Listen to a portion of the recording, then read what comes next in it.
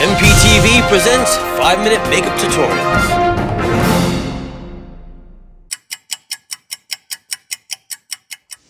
Hello everyone and welcome back to another episode of MPTV 5-minute tutorials. Today we will be talking about how to apply our Mel products, peel and stick prosthetics. Today we have Taylor, who has so graciously volunteered to be my next victim model. So let's just get right into it. First step is to clean the area of the skin where you will be applying the prosthetic with 99% alcohol. So now I'm cleaning the area with the 99% alcohol. Make sure you get all the dirt, any excess oils away from the skin, and let it dry. Just like that. You want that to be completely clean.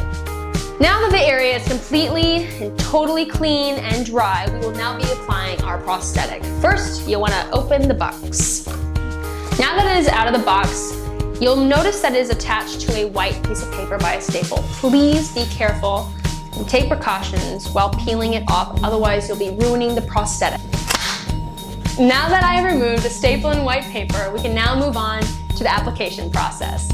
Now the most amazing thing about this prosthetic is that you don't need any glue for this application process at all. There's already glue embedded in the back of the prosthetic. What makes these so different from other prosthetics is that there is a white ring around these prosthetics to help maintain the integrity of the prosthetic. You just peel and stick. When applying, be very careful to not let any air bubbles go underneath the prosthetic. Put it straight down on the arm. Push from the inside out on the prosthetic to get rid of any air bubbles. This step is not mandatory, but it helps the process of application. I'm going to be taking my scissors and carefully snipping 2 places around the white ring, and I'll explain why later in the video. Now I'm putting acetone in a cup, and I'm using our new CC cup silicone holder. Warning, acetone can be skin sensitive and flammable. If you don't have any access to pro acetone in any stores surrounding you, you can always use nail polish remover. For this application, you can either use a brush or a Q-tip. For this specific one, I'm going to be using a Q-tip. We'll be taking acetone and melting away the flashing on the prosthetic. The flashing is the spot between the wound itself and the actual ring. Be melting this away.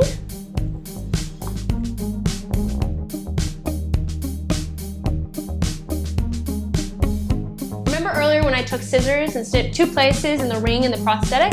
This is the reason why. Easier removal.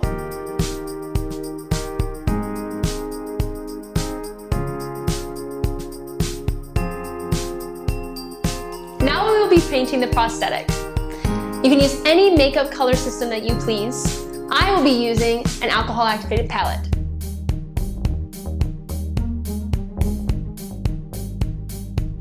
To apply the makeup, I'm going to be using a chip brush. A chip brush is basically like a paintbrush, but with the bristles cut down.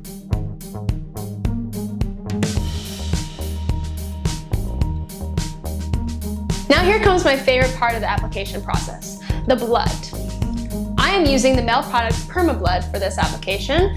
You might remember it from our Bloody Knuckles 5-minute tutorial. In today's application, I'll be using both the light and the dark Perma Blood to add a little bit more texture and definition.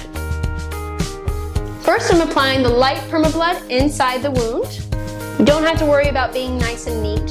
It's a wound, it's supposed to be messy. Next, I'll be using the dark Perma Blood to add a little bit more definition and texture.